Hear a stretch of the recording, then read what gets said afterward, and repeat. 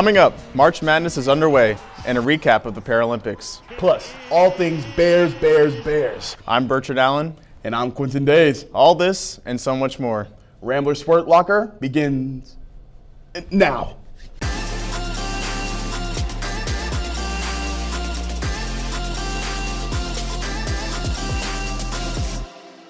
Hey man, I'm officially back in the big man seat and it feels so right. How you holding up, B-man? I'm feeling good. Good first time here in the big seat, and honestly, Q, I'm just ready to get the show underway.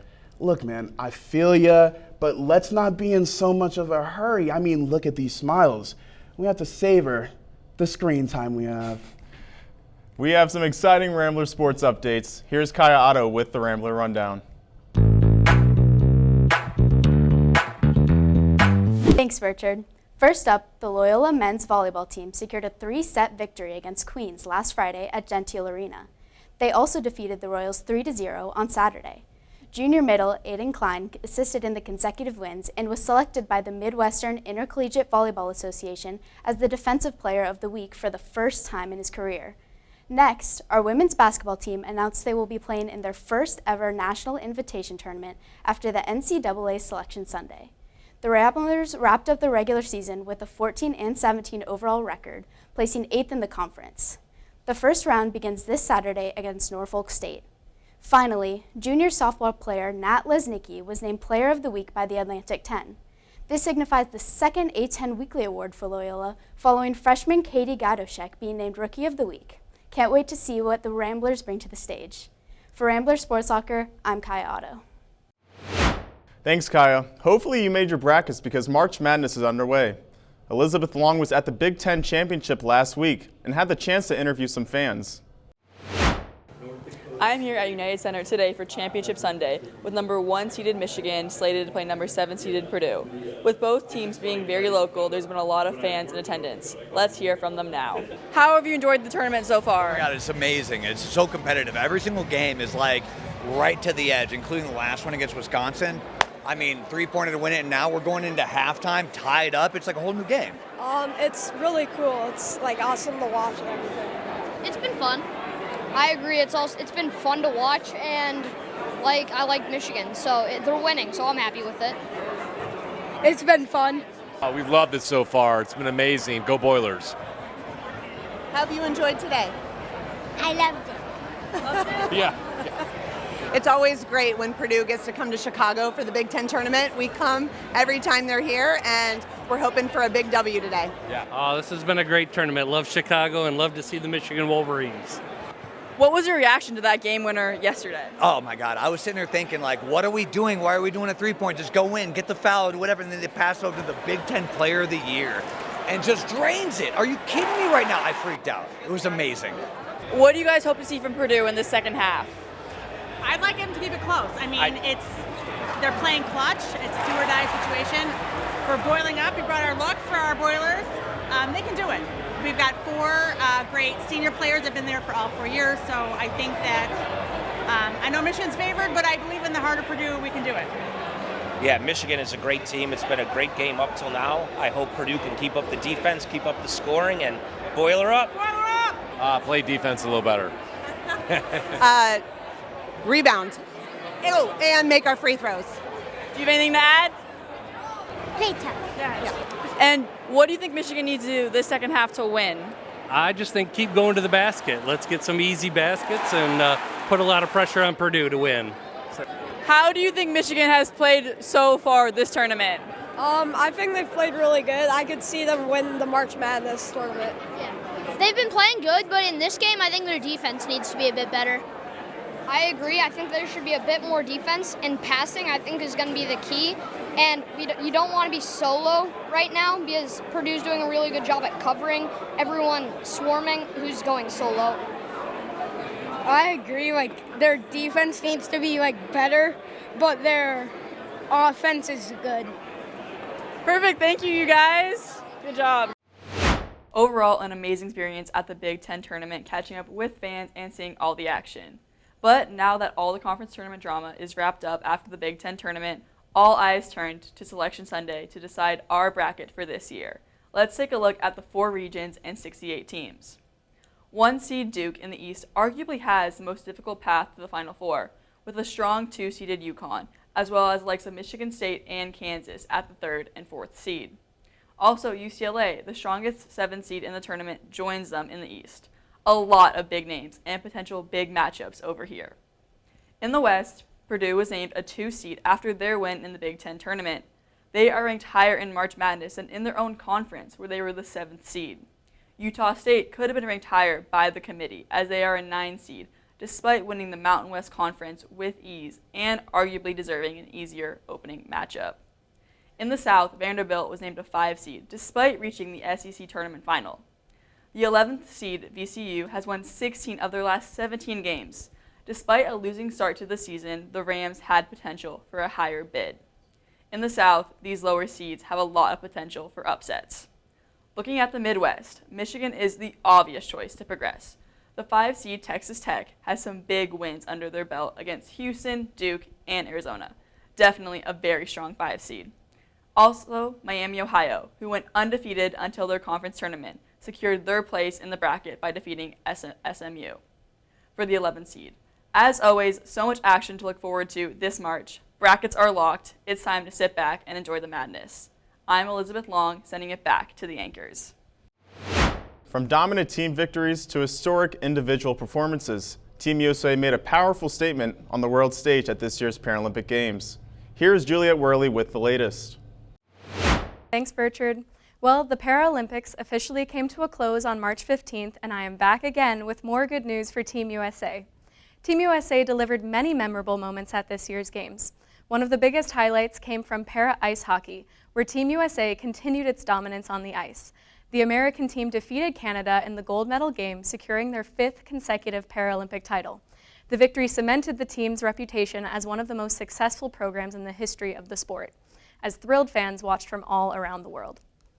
Another standout moment came from Oksana Masters, one of the most decorated Paralympians in U.S. history. Masters added another gold medal to her remarkable career in para cross-country skiing. She has completed multiple sports in both winter and summer games since 2012. She has also covered a wide variety of sports, including cross-country skiing, biathlon, hand cycling, and rowing. Once again, Masters demonstrated the versatility that has made her one of the faces of the Paralympic movement. Beyond individual achievements, the United States had a strong showing overall, finishing the Games with 24 medals, placing them among the top countries in the medal standings. These medals span many sports. This further highlights the depth of the country's Paralympic program. For many competitors, the journey does not end here. Training will soon begin again as they look ahead to future Paralympic competitions and the chance to inspire the next generation of athletes. For Rambler Sports, I'm Juliette Woerhle. Thanks, Juliette. 5 consecutive gold medals. That's ridiculous. The gold medals I was getting were made out of chocolate and, melted in my pocket. You know what? I had some gold medals too that were also chocolate, but they didn't even make it to my pocket, so. See, I feel you. You had the right idea, but I had to show off to my dad, which ended up with my hand all gross and my dad having no other choice but to be proud of me. In other news, we have Brandon with an update on the Bears' free agent status. Thanks, Quinton. The Chicago Bears entered the offseason with high expectations. Following a divisional round appearance, they looked to take the next step toward becoming a Super Bowl contender. But the path to that goal quickly became complicated. General Manager Ryan Poles was already working with limited cap space when unexpected news hit. Pro Bowl center Drew Dalman retired at just 27 years old after 5 NFL seasons, only 1 year after signing a 3-year contract, leaving a major hole at the center position. The position was quickly addressed, with Poles trading a 2027 fifth-round pick to the New England Patriots for Garrett Bradbury. The Bears weren't done with trades, as they sent star receiver DJ Moore to the Buffalo Bills for a second-round pick this year, clearing cap space and opening opportunities for young receivers Rome Odunze and Luther Burden to become deep threats on the Bears' offense. Free agency brought more surprises. On the defensive side, the Bears added safety Kobe Bryant, fresh off a Super Bowl win with the Seattle Seahawks, as well as linebacker Devin Bush from the Cleveland Browns. Defensive tackles Neville Gallimore, Kentavious Street, and James Lynch were signed to add depth up front, while defensive back Cam Lewis was added for depth in the secondary. Re-signings focused on depth pieces, including linebacker DeMarco Jackson, defensive back Elijah Hicks, and special teams gadget players in Daniel Hardy and Jalen Jones. not to mention the return of Jack Sanborn after a couple years with the Dallas Cowboys to shore up the linebacker group. This spelled out the departures of fan favorites, such as safety Jaquan Brisker and linebacker Tremaine Edmonds, but no one expected All-Pro and Pro Bowl safety Kevin Byard exiting after he led the NFL in interceptions and cited his desire to return. Defensive back C.J. Gardner-Johnson and Pro Bowl cornerback Nashawn Wright, who was tied for second in interceptions behind Byard, would also depart. The turnover on defense made some sense. Without leading the league in turnovers, the Bears would have been a bottom 5 defense, but the conserving of cap space was thought to be for a blockbuster move. The Bears were linked to Las Vegas Raiders edge rusher Max Crosby, but after a trade to the Baltimore Ravens fell through, the Raiders confirmed Crosby would, for now, remain in Vegas. On offense and special teams, Khalif Raymond was added as a return specialist and gadget player, while Jedrick Willis Jr. was brought in to add depth to the offensive line. Third-string quarterback Case Keenum, guard Jordan McFadden, and tackle Braxton Jones would be offensive re-signings, with Jones being brought back to fill the void of the injured Ozzie Trapillo, who suffered a ruptured patellar tendon in his knee during the divisional game. It's still a long way from the start of the season, but questions remain on how much this team has improved. With serious needs on the defensive line and at safety, the Bears will look to the draft, where they will have 7 picks and 3 in the first 2 rounds. For Rambler Sports Locker, I'm Brandon Wolak, sending it back to the desk. Thanks, Brandon. Now for my favorite part of the show, here's Joe Mangold, who's back with the Ramble.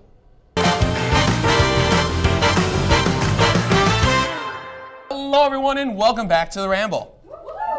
There we go, getting some audience reactions. Now, before I start, I do want to say thank you to Quinton last week for taking my position. He did a great job. He'll be back at some point. Maybe not this semester, but watch out next semester. We might see a new host. Now, with that, I'd like to introduce our guests, AJ Lee and Jenny Marchi. Now, guys, it's March. In my opinion, one of the greatest months for sports, because March Madness, let's face it, just incredible. With that, Jenny, who do you think is going to win March Madness? Or who are you rooting for? I'm going to say Houston. That's why I have on my bracket. You know, not a bad pick at all. AJ, how about you? I'm going to go Illinois. Ooh, also a good pick, and I hate to say it, not to show bias early on, but Illinois, I got to support it. It's the home state. Now, with that, we are doing March Madness trivia. You guys ready to go? Oh, yeah. All right, first question up. When was the last year that our Loyola University made it to the Final Four? It's a tough one. Well, tough if you're not a Rambler. If you're a Rambler, you know this. All right, you both ready to go? Let's show them off. All right, early start with a draw. 2018 is correct. We're starting 1-1, folks. All right, next up. What team has the most March Madness championship wins of all time? Big team, and I will say they are in the tournament this year, so watch out for them. All right, you ready to show it off? Wow, I thought you were turning. Let's do it. Let's show them off. And it is UCLA. Wow. Honestly, and this is no offense to either of you, I didn't know how much March Madness you guys knew, and I did not think it'd be 2-2 this early. But, just throwing that one out there. Next up, March Madness has been going on for years. In the first ever tournament, how many teams were in it? And to give them a hint, it is under 10. It is under double digits. Doesn't make it that much easier if you think about it, because it's a lot of teams still, but the number will surprise you guys. Like I said, closest will win it, much like normal. You both ready to go? Let's show it off. Wow. Neither of you got it right, first of all. Good job on trying. I know what it is. But Jenny was the closest. It is 8 teams in the tournament. Oh. Which means the score is 3-2. Wow. This is shocking right now. No offense to anyone here. It's just, you hype yourself up a lot. Not the point. Let's get back into the questions. Now, who won the first ever March Madness? Oh, I know this. Oh, my God. I got you guys on this one. I honestly didn't know this at first either. I wasn't expecting it to be this team. If you guys need a hint, let me know. I will be willing to give it, potentially. I think I need the hint. What do you think? I'd like to think about it for a second. Think about it for a second. All right, we'll give you 10 seconds to think about it. 10. Okay, we don't need to count. Are you sure? Yeah, I'm positive. Okay, I'll count in my head. We can do a hint. Yeah, all right, sure. This team is currently a part of the Big Ten. Okay, that actually helps. That's what I thought. Have they always been a part of the Big Ten? Maybe, maybe not.